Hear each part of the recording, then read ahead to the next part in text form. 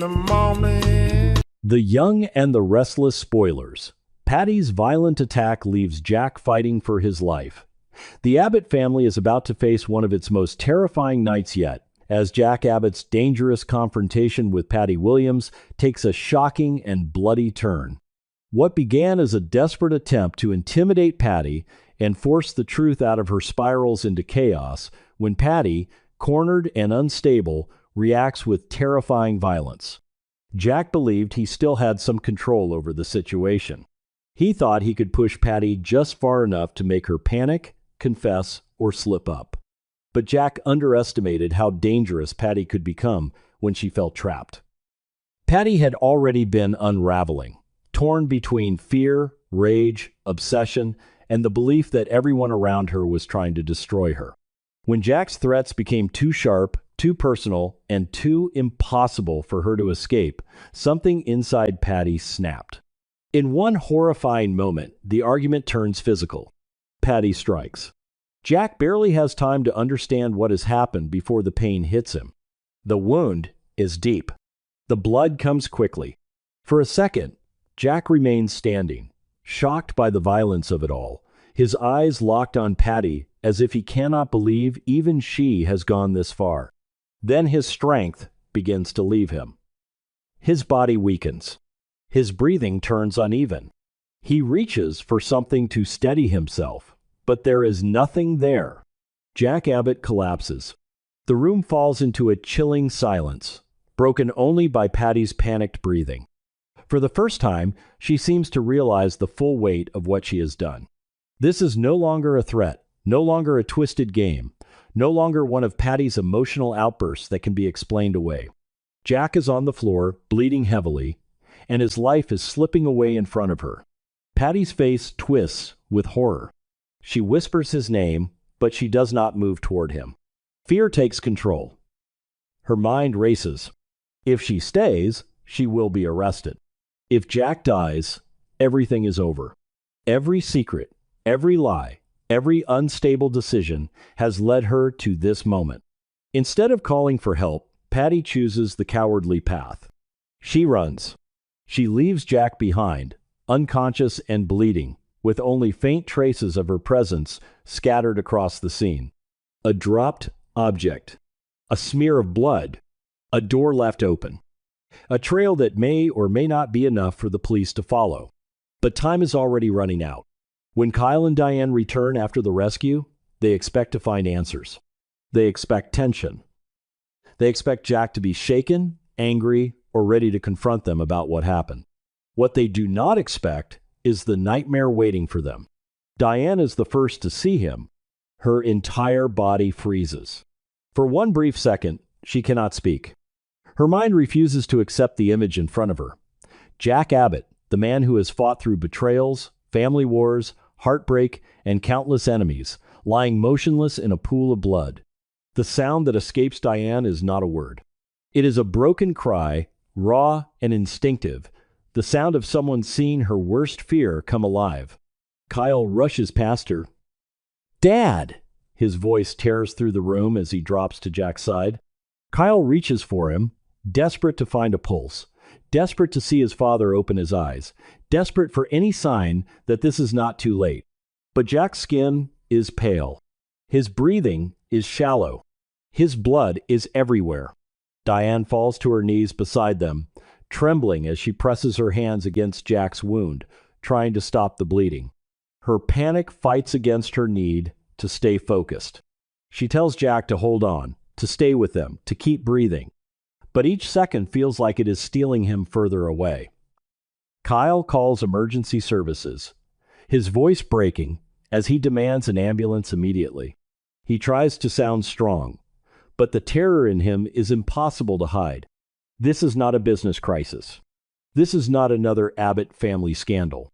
This is his father dying in front of him. Outside, sirens begin to approach. The sound grows louder, cutting through the night like a warning. Police cars and emergency vehicles descend on the scene. Officers flood the area, securing the room, searching for Patty, and trying to piece together what happened.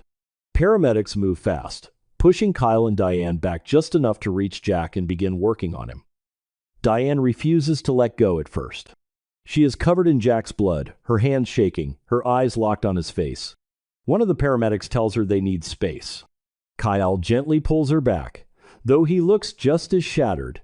Diane fights him for a second, not because she wants to interfere, but because letting go of Jack feels like admitting she might lose him. The medical team works urgently. They check his pulse. They apply pressure to the wound. They lift him onto the stretcher with quick, practiced movements. One paramedic warns that Jack has lost too much blood. Another says they need to move now. Kyle hears every word. Diane hears it too. And neither of them can escape the meaning behind it. Jack may not survive. As the stretcher is rushed out, Kyle follows closely, refusing to leave his father's side.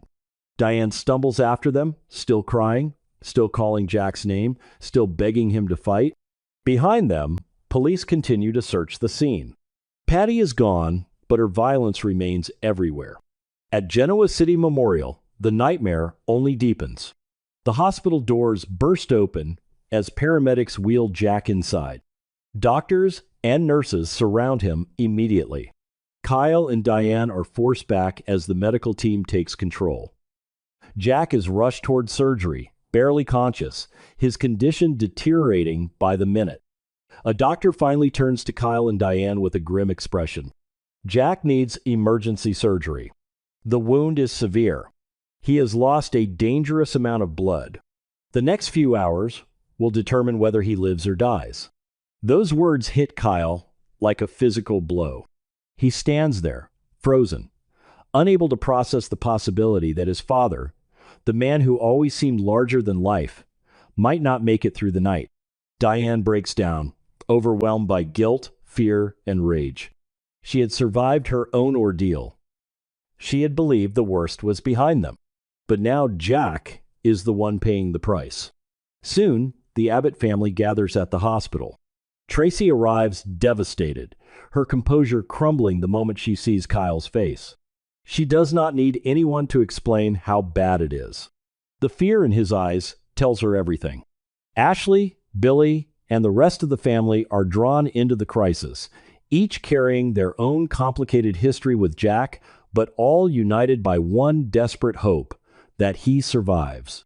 The waiting room becomes a place of unbearable silence. No one knows what to say. Every footstep in the hallway makes them look up. Every time a doctor appears, their hearts stop. Kyle paces, unable to sit, replaying the moment he found Jack over and over again. Diane sits with blood still staining her clothes, haunted by the image of Jack collapsing. Tracy tries to hold the family together, but her own tears betray her. For Kyle, the guilt is crushing. He wonders if he should have arrived sooner. He wonders if he missed a warning sign. He wonders if Jack put himself in danger because of their rescue mission, because of Diane, because of the family's desperate attempt to outmaneuver Patty.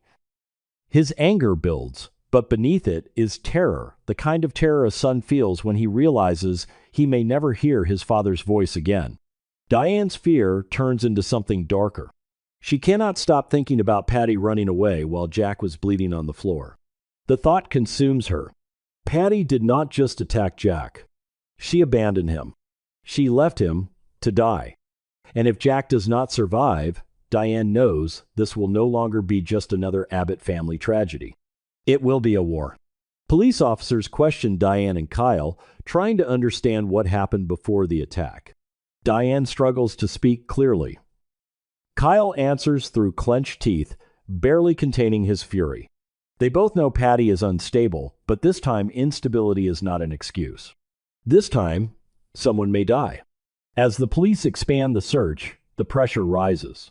Patty is somewhere out there, frightened, desperate, and more dangerous than ever. Every second she remains free increases the danger. If she is cornered again, who else might she hurt? If she believes the Abbotts are coming for her, what will she do next?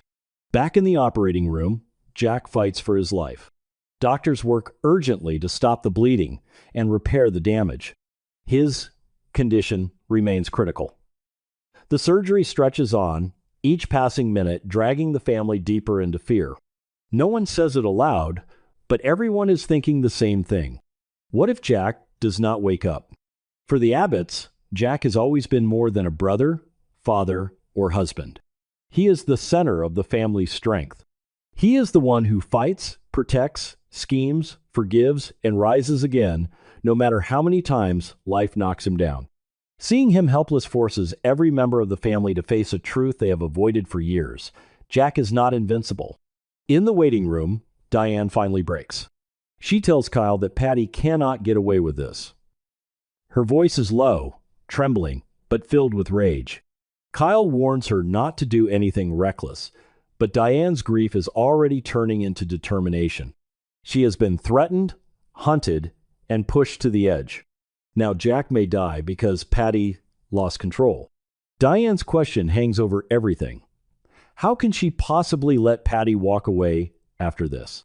The police and medical staff continue to surround the case from every side, one team fighting to save Jack's life, the other racing to capture Patty before she disappears completely. But for the Abbott family, there is only one thing that matters now. Jack must survive. As the doors to the operating room remain closed, Kyle, Diane, and Tracy cling to each other in the hallway, trapped between hope and devastation. The family prays for a miracle, but the silence from the doctors becomes harder to bear with every passing second. Then, at last, a surgeon steps into the hallway. Everyone rises at once. Kyle's face goes pale. Diane grips his arm. Tracy covers her mouth, afraid to breathe. The doctor's expression gives nothing away. And in that terrible moment, the Abbott family understands that Jack's battle is far from over. This is no longer just a fight against Patty. This is Jack Abbott's fight for his life. And if he survives, one question will haunt Genoa City. Will Diane wait for justice, or will she make Patty pay herself?